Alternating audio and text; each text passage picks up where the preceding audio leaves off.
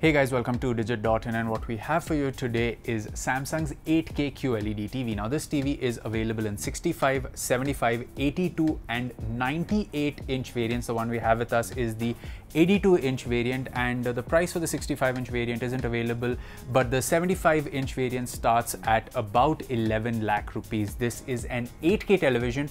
It comes with a One Connect box, which essentially houses all the connectivity options, and it has a really long cable, so you can actually keep the One Connect box in another room in your houses. That is where you are going to keep your set-top box, your gaming consoles and other things, and just create a dedicated space in your living room. So what we've done is we've brought our standard suite of test footage that we use, be it for gaming or movie consumption. We're going to play it on this television and tell you what we think of it.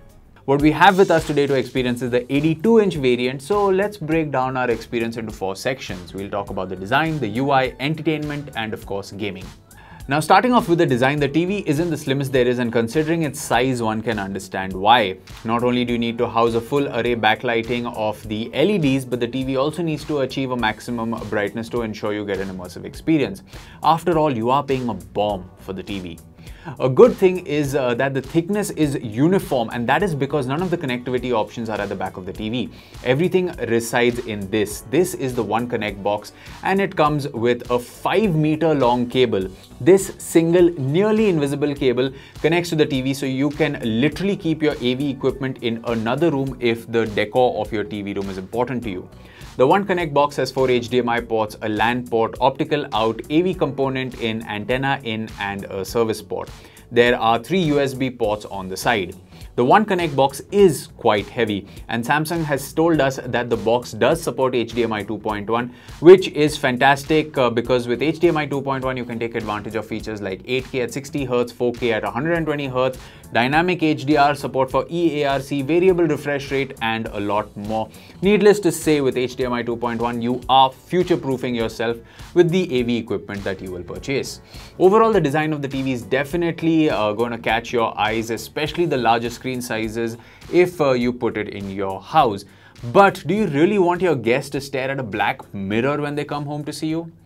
Well, speaking of the black mirror, let's move on to the UI, and the TV has this really cool feature called the ambient mode. You can use the TV as a picture frame when you aren't watching the TV, and from family photos to simply looking at things like a clock or images of outer space, images from the large library of photos that are available on the TV. This TV can work as a piece of art when you aren't actually watching it, a feature that we really appreciate. The rest of the UI is something that we have seen on many Samsung TVs in the past. It is simple and easy to navigate, can recognize HDMI sources in a jiffy, and it also supports voice controls. Now, Bixby Voice is still a hit or miss at some point. Switch to HDMI too. But it is something that works, so you can open YouTube, open apps, check the weather, and do more things with Bixby Voice, something similar to what we've seen with the Google Assistant on, let's say, Android-powered TVs. The TV is also home to the most popular streaming apps, so you don't really need to resort to a third-party device to enjoy content from Netflix, Prime Videos, Hotstar, and more. Now, speaking of the remote control, it is minimalistic with all the essential controls working around the directional buttons, which is on a wheel, and a center OK button. It also has the voice button up top and dedicated buttons to launch services like Netflix and Prime Videos. Now, moving on to entertainment, this is where things get really interesting. The TV supports an 8K resolution, but there is no 8K content available for the masses. On the HDR front, it supports HDR10 but not Dolby Vision. So how does current available content look on this beast? Well, 4K HDR content from streaming services like Netflix looks quite good. In a decently well-lit room where we got a chance to experience this TV, the panel wasn't quite reflective, which is good.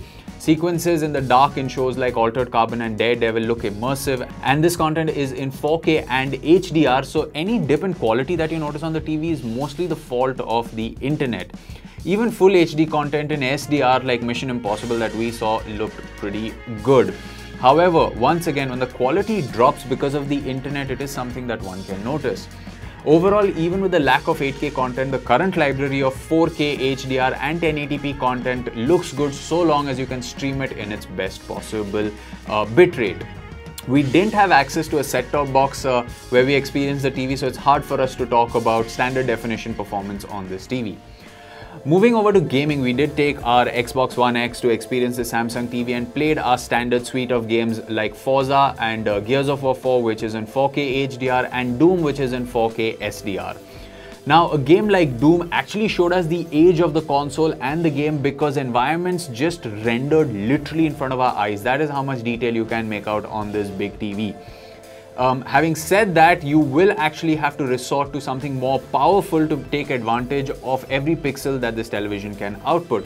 Even though the planet of Mars looked exactly like it should on this television, it is more of a testament to the quality of the television than the age of the console because we could see environments render.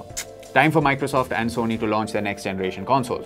Moving to HDR games, games like Gears 4 and Forza looked absolutely stunning. Needless to say, you can have a fantastically immersive experience playing 4K HDR games on this TV.